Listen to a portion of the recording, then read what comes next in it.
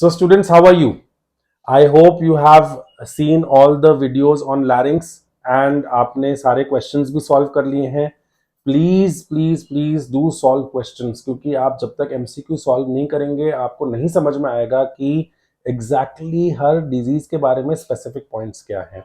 मैंने अपने नोट्स के अंदर में भी जो इंपॉर्टेंट चीजें उनको हाईलाइट किया है. So if you have a doubt, go back and refer to the notes. The notes link is given in the description of this video also.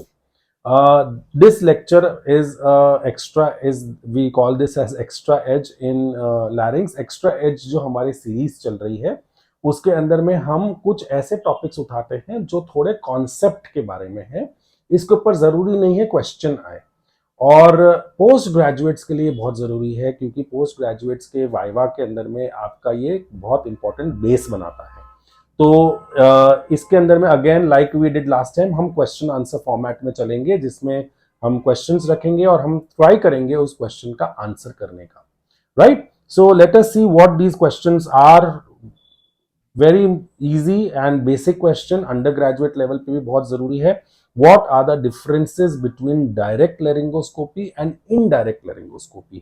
अब ये डायरेक्ट और इनडायरेक्ट का क्या फंडा है. डायरेक्ट लैरिंगोस्कोपी मतलब हम लैरिंग्स को डायरेक्ट देख रहे हैं with our naked eyes in real time. So let us write down first of all कि ये है क्या direct laryngoscopy and indirect laryngoscopy, और हमें क्या डिफरेंसेस मिल रहे हैं दोनों के बीच में. The first difference that we are getting is direct laryngoscopy में we have a real time image, whereas here we see an image which is not a real time, it is a virtual image. Virtual image matlab here we are seeing with our own eyes, whereas here we are seeing either in a mirror or we are seeing on a TV screen. So या तो हम Hopkins 70 degree से कर सकते हैं या हम इसको कर सकते हैं by indirect laryngoscopy mirror. So also that, let us write down that difference also. This is done by a direct rigid direct laryngoscope, all right, whereas this is done using either an ideal mirror or it is done either using a 70-degree Hopkins endoscope, all right. so ये इसके basic difference हो गए कि technique में क्या difference है. Now let us understand what is the difficulty with the procedure. First thing here, direct laryngoscopy is done under general anesthesia most of the times. बहुत मुश्किल होता है direct laryngoscopy under local anaesthesia करना. क्यों ऐसा होता है? क्योंकि हमें पेशेंट के वोकल कॉर्ड्स को स्टडी करना है, वहां से बायोप्सी लेनी है, अंदर चेक करना है. अगर पेशेंट अवेक है तो वो हमारे को अंदर स्कोप डालने नहीं देगा. So that is the big problem. It can be done under local anaesthesia. Actually local anaesthesia नहीं कहते हैं इसको, हम कहते हैं, I will write it as regional or block anesthesia. Regional block anesthesia, जिसमें हम thyroid membrane के यहाँ पे local anesthesia देते हैं to the superior laryngeal nerve, so that the supraglottis becomes anesthetized and we can go inside and see in the larynx. लेकिन indirect laryngoscope तो हम OPD के अंदर ही करते हैं, तो this is a local anesthesia. So this is done under operation theater and this is done under OPD setup. All right, so ये difference भी समझ में आ गया हमको. नाउ लेट अस अंडरस्टैंड कि what is the other difference in the procedure, कि हमें फर्क क्या मिल रहा है, हम क्यों अलग अलग करना चाह रहे हैं. बिकॉज इनडायरेक्ट लैरिंगोस्कोप में हमें 2D इमेज मिल रही है. हमें कौन सी इमेज मिल रही है? 2D. Where here we are getting a 3D image, क्योंकि हम डायरेक्ट देख रहे हैं. तो इसका एडवांटेज क्या हुआ? जब हम थर्ड डायमेंशन, यानी कि हमें उसका एंटीरो पोस्टीरियर भी दिख रहा है और एपी तो दिख ही रहा था जो हमें इसमें दिख रहा है, लेकिन इसके अंदर में हमें third dimension that is transverse भी दिख रहा है. तो what are the, we can see the hidden structures here. Hidden मतलब जो थर्ड डायमेंशन है. तो कौन से हिडन स्ट्रक्चर्स हैं? Hidden structures like apex of pyriform sinus, all right. Then we have got hidden structures like ventricles, all right, that is the side space between false chord and the true chord. Hidden structures like anterior commissure, hidden structures like laryngeal surface of epiglottis. Epiglottis थोड़ा सा ऐसा leaf जैसा curved होता है, so part of epiglottis, not entire but the laryngeal surface. So these are the hidden structures. These are seen in direct laryngoscopy, whereas these are not seen in indirect laryngoscopy. Have you understood this? Have you understood what is the difference between direct and indirect laryngoscopy? I hope you will not forget now. Let us go to the next question. The next question is, what is Ottner syndrome? Ottner syndrome is the other name for Ottner syndrome is also cardiovagal syndrome. What happens is, ये हमारा मान लीजिए नेक है और ये हमारा thorax बन जाता है पेशेंट का, तो यहाँ पे हमारा हार्ट है समवेयर लाइक दिस। तो कई बार क्या होता है, जो एट्रियम है ना, ये हमारा लेफ्ट एट्रियम का एनलार्जमेंट हो जाता है और हमारा क्या निकल रहा है, हमारा आर्च ऑफ एओर्टा निकल रहा है। तो आर्च ऑफ एओर्टा के नीचे से हमारी जा रही थी your recurrent laryngeal nerve. So because of enlargement of the left atrium, this left atrium getting enlarged, the recurrent laryngeal nerve on the left side gets compressed. So there is left atrium enlargement, or we call this as cardiomegaly. I am writing here, there is cardiomegaly, and because of this there is left recurrent laryngeal nerve compression or palsy. All right. So there, the patient is going to have cardiomegaly or left side left atrial hypertrophy or enlargement with compression of left recurrent laryngeal nerve. Have you understood this? Wonderful. Ottner syndrome. What is pachyderma laryngitis? The name में ही लिखा हुआ है। पैकी का मतलब होता है thickening, ठीक है, और डर्मा मतलब द एपिथेलियम एंड लैरिंजाइटिस। तो इसमें क्या होता है, we have seen this somewhere, we have seen this in granulomas of larynx. Alright, so जो हमारा वोकल कॉर्ड है इसके ऊपर में हमने देखा था कि ग्रैन्युलोमास बन जाते हैं, ये हमारा एरिटिनॉइड्स हो गया इधर के। जो ग्रैन्युलोमास बनते हैं वो कहां बनते हैं, usually posterior part of the larynx के अंदर में, पोस्टीरियर पार्ट ऑफ लैरिंग्स के अंदर में। ये ग्रैन्युलोमा 3 टाइप्स के होते हैं। They can be called as contact ulcers, contact की वजह से हो रहे हैं। कॉन्टैक्ट की वजह से जब होते हैं तो usually I will just rub this and I will write draw again. So contact की वजह से अगर हो रहे हैं तो यूजुअली एरिटिनॉइड्स के लेवल पर होते हैं। The second, it can be because of reflux disease. तो रिफ्लक्स इसको हम कहते हैं reflux laryngitis. This also occurs along the posterior wall, posterior part of arytenoids and posterior part of vocal cord. And the third one that can occur is because of intubation, that is trauma, intubational trauma की वजह से, वो भी posteriorly ज्यादा common देखा जाता है जहां से ट्यूब जाती है। दिस कॉन्टैक्ट अल्सर्स वाले जो है ना, इन्हीं को हम कहते हैं पैक्सीडर्मा laryngitis. So this is nothing but a granuloma seen in the posterior part or thickening seen in the posterior part near the arytenoids, and this is because of the constant rubbing and contact of the arytenoids. Okay. What is the barrier action of glottis? Postgraduates, if you are watching my video, this is a very important and common question for your exam. Barrier action क्या होता है, ये हमारा मान लीजिए supraglottis है, फिर ये हमारे फॉल्स वोकल कॉर्ड हो गए, फिर ये हमारे ट्रू वोकल कॉर्ड्स हो गए, और फिर हमारा सब ग्लॉटिस आ गया। अब हमें पता है कि जो हमारा ग्लॉटिस है इसके अंदर में कोई लिम्फ नोड्स नहीं होती, no lymph nodes, no lymphatics. So what happens is any tumor from the supraglottis cannot directly go to glottis and then to the subglottis. It has to go via the paraglottic space or pre-epiglottic space and then come down into the subglottis. So एक तरीके से जो हमारा larynx है, जो glottis है, vocal cord region है, ये एक barrier है for the spread of tumor. Barrier to what? To the spread of tumor. There is one more thing.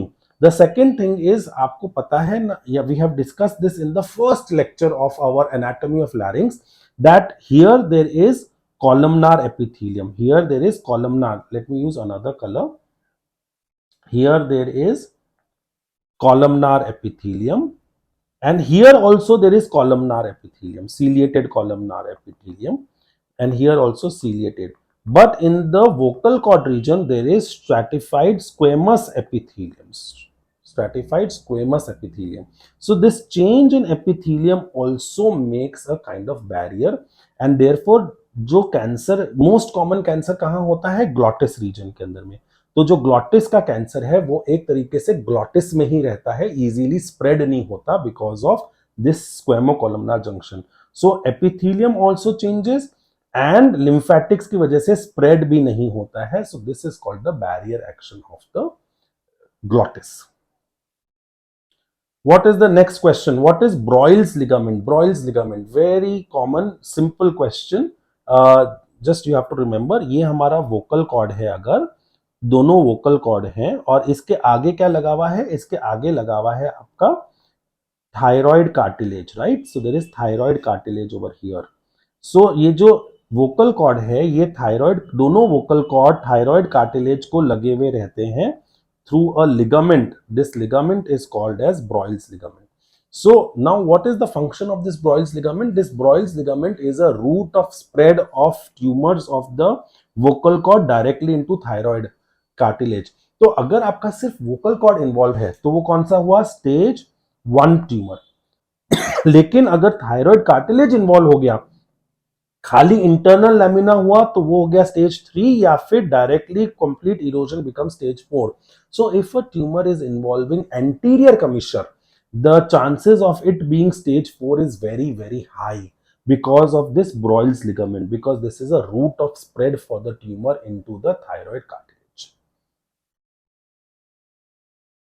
What are the steps of total laryngectomy? This is the last and the most important topic. हम quickly देख लेते हैं, बहुत easy है। सबसे पहले हम देखते हैं कि हम incision कैसे लगाएंगे। हम रखते हैं एक incision from the mastoid to the mastoid, एक U shape का incision है। So I'm going to draw this incision over here. It is a U shape incision. This is called as Gluck Sorensen incision. This is the name of the incision. अब हम करना क्या है? अगर मान लीजिए पेशेंट स्ट्राइडर में आया और आपने पहले से ट्रेक्योस्टमी करी हुई है, so there is going to be a tracheostomy over here. So what are you going to do in this case? You are going to take your incision along the tracheostoma, और ये जो आपका ट्रेक्योस्टोमी है इसको आप लैरिंग्स के साथ निकालेंगे क्योंकि पेरिस्टोमल मेटास्टेसिस होने के चांसेस होते हैं। Anyways, so this is your Gluck Sorensen incision which may have the tracheostoma or which may plus minus tracheostomy opening. So let us say that ways. जब आपने एक बार यहाँ पे क्या कर दिया, आपने स्किन को खोल दिया, सब प्लैटिस्मल फ्लैप्स खोल दिए, then what you are going to do, you are going to get the muscles of the neck. So what you are going to get next, you are going to get the muscles of the neck. ये muscles of the neck में हमें क्या दिख रहा है? इस muscle में हमें sternocleidomastoid दिख रहा है और हमें स्ट्रैप मसल्स दिख रहा है और इसके पीछे हमें लैरिंक्स दिख रहा है। So sternocleidomastoid muscle you may have to cut at the lower end because आपको यहाँ पे एक परमानेंट स्टोमा बनाना पड़ेगा बाद में। और स्ट्रैप मसल्स अगर आपके इन्वॉल्व हैं तो आप उनको कट करके स्पेसिमेन के साथ निकाल सकते हैं, नहीं तो आप उनको कट करके सिर्फ सेपरेट आउट कर सकते हैं। You may not remove the strap muscles अगर सीटी स्कैन या एमआरआई बता रहा है कि स्ट्रैप मसल्स इन्वॉल्व नहीं है। जब अब आपने ये कर दिया स्टेप, आपको डायरेक्टली क्या मिल जाएगा? लैरिंक्स मिल जाएगा। इसके पहले आपको एक थायराइड कार्टिलेज भी मिलेगा। You will also get the thyroid cartilage over here, sorry the thyroid gland over here. Please read your CT scan properly. अगर सीटी स्कैन बता रहा है कि थायराइड ग्लैंड के फेशिया तक भी ट्यूमर आ गया तो आपको वो थायराइड ग्लैंड का पार्ट छोड़ना पड़ेगा, बाकी को रिमूव करना पड़ेगा। अदरवाइज आप क्या कर सकते हैं? थायराइड को एक तरफ करके लैरिंग्स निकाल के थायराइड को रख सकते हैं बॉडी में, ताकि post operatively patient does not have hypothyroidism. So now what will happen, you have got your लैरिंग्स। अब लैरिंग्स को हमें किससे सेपरेट करना है? तो एंटीरियरली तो आ गया, लेकिन लैरिंग्स के पीछे क्या है? There is फैरिंग्स।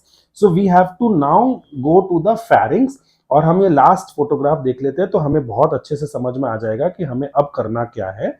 अगर इस फोटोग्राफ में आप देख सकते हैं कि ये हमारा लैरिंग्स है, दिस डॉटेड लाइन, राइट?